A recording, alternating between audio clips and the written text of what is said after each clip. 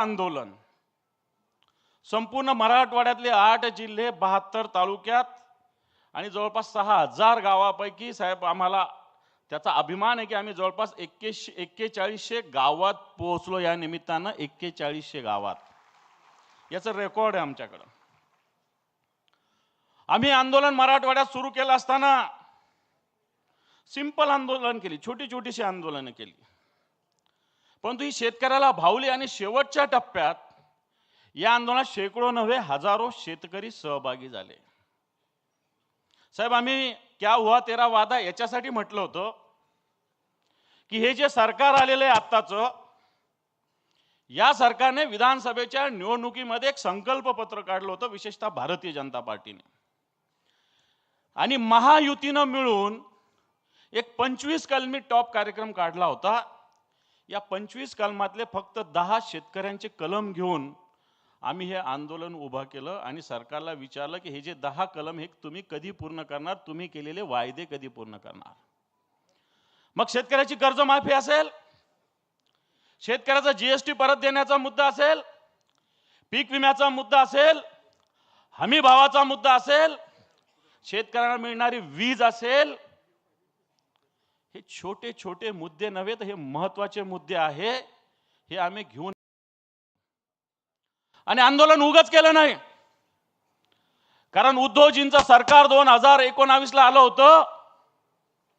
त्यावेळेच्या प्रचारात माननीय उद्धवजी ठाकरे साहेबांनी शेतकऱ्याला कर्जमुक्तीचं आश्वासन दिलं होतं।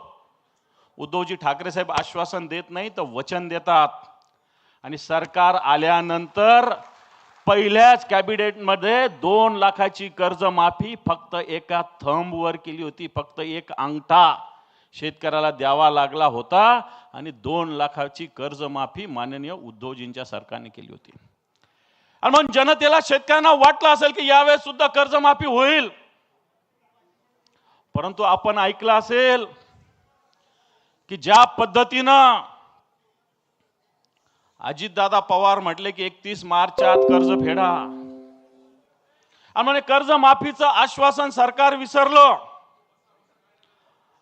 आम्ही या आंदोलनाच्या पहिल्या दिवशी तहसीलला निवेदन द्यायचं ठरलं होतं। 72 पैकी 68 तालुक्यात आम्ही निवेदन दिलं। दुसरे 2 दिवस आम्ही सत्ताधारी पक्षाचे आमदार असतील, खासदार असतील, मंत्री असेल यांच्या दारात जायचं ठरवलं होतं, व्यक्तिगतरित्या नाही। त्यांनी जिथं सांगाल तिथं कार्यालय असेल त्यांचं, तिथं घर असेल तिथे, तर मराठवाड्यातले सगळे शिवसेनेचे पदाधिकारी, तिथला आमदार असेल सत्ताधारी पक्षाचा, खासदार असेल, मंत्री असेल, यांच्या घरी जाऊन आम्ही निवेदन दिलं। हे दुसरं आंदोलन। आणि त्याच्यानंतर जसं तालुका जिल्हा स्तरावरचे लोक असं मंत्री किंवा आमदाराच्या घरी जात होते, मराठवाड्यात असलेल्या 6,500 गावापैकी जवळपास 4200-4300 गावामध्ये प्रत्येक ग्रामसभेमध्ये, प्रत्येक ग्रामपंचायतीमध्ये शिवसैनिकांनी 4190 गावामध्ये निवेदन दिलं। खऱ्या अर्थानं संघटनेचं हा आंदोलन असताना आपली संघटना कुठपर्यंत पोहोचते हा पण सगळ्यात महत्त्वाचा मुद्दा असतो। आणि आम्ही या 72 तालुक्यातल्या जवळपास 4000 वर गावामध्ये शिवसेनेच्या शाखेनं प्रत्येक ठिकाणी पत्र दिलं। नंतर आम्ही तिसऱ्या टप्प्यामध्ये प्रत्येक तालुक्यात फक्त 15 ग्रामसभा, गाव बैठका घ्यायचं आम्ही ठरवलं होतं। फक्त 15। 1080 गाव बैठका मराठवाड्यात 3 दिवसामध्ये आम्ही घेतल्या साहेब। 3 दिवसात 1080 गाव बैठका घेतल्या। 1080, छोट्या असतील मोठ्या असतील, 25 लोक असतील नाही तर 50 लोक असतील नाही तर 500 लोक असतील, त्याला लाज बाळगायची गरज नाही। जेवढे लोक असतील तिथे, सकाळी गेलं गावात तर जास्त लोक भेटतात, संध्याकाळी जास्त लोक भेटतात, दुपारी कमी भेटतात, जे काय असेल त्या पद्धतीनं आम्ही 1080 गावात गेलो।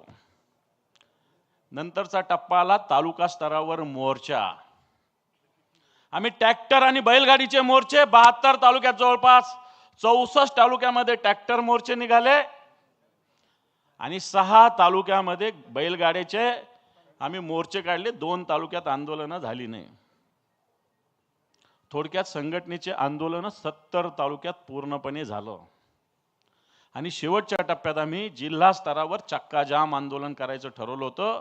सगळ्या जिल्ह्यामध्ये अशा पद्धतीनं शेकडो नव्हे हजारो शिवसैनिकांमध्ये हे आंदोलन झालं। हिंगोली नांदेडचे संपर्क प्रमुख थोरात आहेत, ते आले होते नांदेड आणि हिंगोलीच्या आंदोलनाला.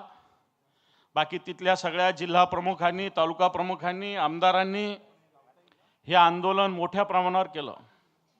मी हे का सांगतोय? कारण अशा आंदोलनातून गाव पातळीच्या शिवसैनिकाला एक आंदोलन मिळालं. आंदोलन मिळत असता ज्याचा चेहरा हिरमुसलेला होता तो प्रसन्न झाला. मला असं वाटतं येणाऱ्या काळात इथं नेते बसलेले, मी त्याच्यामध्ये आहे, की शिवसैनिकाला जर प्रोग्राम दिला ना, ते कोणाचाही प्रोग्राम करू शकतात. त्याला कार्यक्रम देण्याची गरज आहे फक्त, आणि त्याला कार्यक्रम देण्याची आवश्यकता आहे. आणि म्हणून हे आंदोलन मराठवाडा व्यापी होत असताना आम्ही 23 तारखेला सगळ्या बँकांकडे जाणार आहे. आता 23 तारखेला सोमवारच्या दिवशी ज्या ज्या बँका शेतकऱ्यांना कर्ज देतात या बँकांच्या मॅनेजरकडे जाणार आहे. शांततेत आंदोलन आहे. कारण 2-2 महिन्यापासून शेतकऱ्यांनी कर्जासाठी अर्ज केलेला आहे. अर्ज एक तर मंजूर करा, नाही तर रिजेक्ट करा. एकीकडे मुंबईत बसून मुख्यमंत्री, उपमुख्यमंत्री सांगतात की शेतकऱ्याचं सिबिल बघितलं जाणार नाही. सिबिल बघितल्याशिवाय एकही बँक कर्ज देत नाही. म्हणून शेतकरी आता अतिशय अडलेला आहे, नडलेला आहे. तुळजापूरला एक शेतकरी 3 दिवसापासून उपोषणाला बसलेला आहे.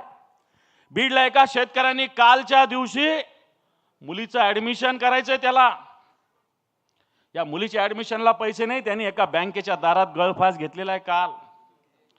अशा घटना होत असताना मला वाटतं शिवसेना स्वस्थ बसणार नाही. आणि म्हणून 23 तारखेला आम्ही बँकांची, प्रत्येक बँकात जाऊन धडकणार आहोत की शेतकऱ्यांची कर्ज मंजूर का होत नाही. सरकार खोटं बोलतंय, शेतकऱ्याची कर्जमाफी सरकार करत नाही. याच मुख्यमंत्र्यांनी सांगितलं होतं की शेतकरी सन्मान योजना 15,000 रुपये देऊ.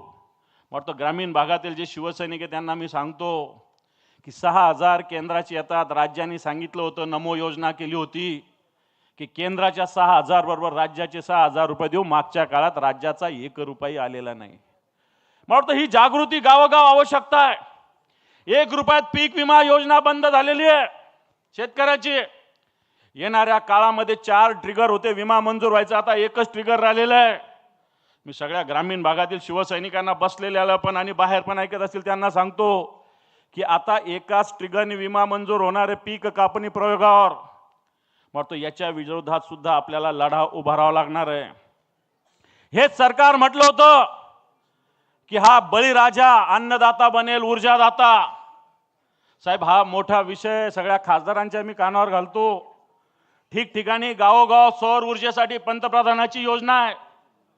या योजनेतून गावोगाव 3 HP मोटारीला 22,500, 5 HP मोटारीला 32,500, 7 HP मोटारीला 42,500 रुपये जमा झालेले. प्रत्येक गावात या महाराष्ट्रातले 36 जिल्हे बघितले, 2 मुंबईचे सोडले, 34 जिल्ह्याचा जर हिशोब लावला, एकेका जिल्ह्यामध्ये 60,000, 70,000 ते 1 लाख शेतकऱ्यांनी ॲव्हरेज 25,000, 30,000 रुपये जरी भरले असेल तर या सरकारकडे 6,500 कोटी रुपये 1 वर्षानं शेतकऱ्याची जमा आहे. हा मोठा विषय आहे. 6,500, 6,500 कोटीच्या वर रक्कम सौर ऊर्जेसाठी शेतकऱ्याची जमा आहे. अजून साधं 1.5 लाख सौर ऊर्जेचा पंप द्यायचं सुद्धा टेंडर निघालेलं नाहीये. मी ग्रामीण भागातील शिवसैनिकाला सांगतो की लाईट मिळत नाही. मुंबईमध्ये 2 मिनिट वीज गेली तर टाइम्स ऑफ इंडियात बातम्या येतात. राज्याच्या, देशाच्या मोठ्या मोठ्या याच्यात बातम्या येतात की 2 मिनिटं लिफ्ट बंद पडली तर शेतकऱ्याला 8 तास वीज दिली जाते, सांगितली जाते. 4-7 तास सुद्धा मिळत नाही, तेही रात्री. त्याचाही टाइम टेबल आहे 10 ते 4, रात्री 10 ते 4 लाईट मिळते. आणि या 10 ते 4 मध्ये सुद्धा 1-1 तास, 2-2 तास वीज जाते. आणि म्हणून हे सरकार म्हणलं होतं अन्नदाता बनेल ऊर्जादाता. ऊर्जादाता या शेतकऱ्याला बनवू दिलं जात नाही. उलट या शेतकऱ्याचे हजारो कोटी रुपये सरकारने ठेवलेले. 9.5 लाख कोटी रुपयाचं, लाख कोटीचं कर्ज आज प्रत्येक या महाराष्ट्राच्या डोक्यावर आहे. आणि म्हणून बांधवांनो, हा शेतकऱ्याचा विषय आहे. शेतकऱ्याचं हे आंदोलन आहे. मी उगाच म्हटलो नाही की मुंबई ठाकरेंचीच. अरे हा महाराष्ट्र ठाकरेंचाच आहे. आज आपण गावोगाव हे आंदोलन पेटवण्याची आवश्यकता आहे. संघटना आदेश देईल न देईल, गाव पातळीवरचे शेतकऱ्यांचे विषय महत्त्वाचे आहे.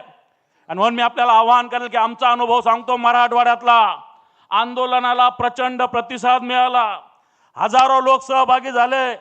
गावोगावातले शेतकरी आले, गाव बैठकामध्ये येऊन शेतकऱ्यांनी बोलायला सुरुवात केली, आपापली भूमिका मांडायला सुरुवात केली. वाटतं येणाऱ्या काळामध्ये आपल्याला जावं लागेल. निवडणुका येतात, निवडणुका जातात. शिवसेना ही 80% समाजकारण करणारी संघटना आहे, फक्त निवडणुका जिंकणारी किंवा हरणारी संघटना नाही. म्हणून येणाऱ्या काळामध्ये मला असं वाटतं हा शेतकऱ्यांचा विषय घेऊन मराठवाड्यात नव्हे तर महाराष्ट्रात आपल्याला लढा द्यावा लागेल. बँकांच्या विरोधात रस्त्यावर उतरावं लागेल. पीक विमा कंपन्यांकडे 2-2, 3-3 वर्षाचा विमा पडलेला आहे. शेतकऱ्यांना 72 तासात पंचनामा करा सांगतात, पण विमा मंजूर होऊन 2-2 वर्षांना विमा अजून मिळत नाही, अशा प्रकारची स्थिती आहे. या राज्यातला अजून 410 कोटी रुपये विमा शेतकऱ्यांचा विमा कंपन्यांकडे 2 वर्षाचा. सरकारने NDRFचे निकष आधी लावले होते, ते आता बदललेले आहे. आज 2 हेक्टरला 2 हेक्टरच्या ऐवजी 3 हेक्टरला मदत द्यायचं सरकारने डिक्लेअर केलं होतं. जी NDRFचे निकष त्याच्यापेक्षा 1.5 पटीने देण्याचा निकष दिला होता, हा सरकारने रद्द केला 15 दिवसापूर्वीच्या कॅबिनेटमध्ये.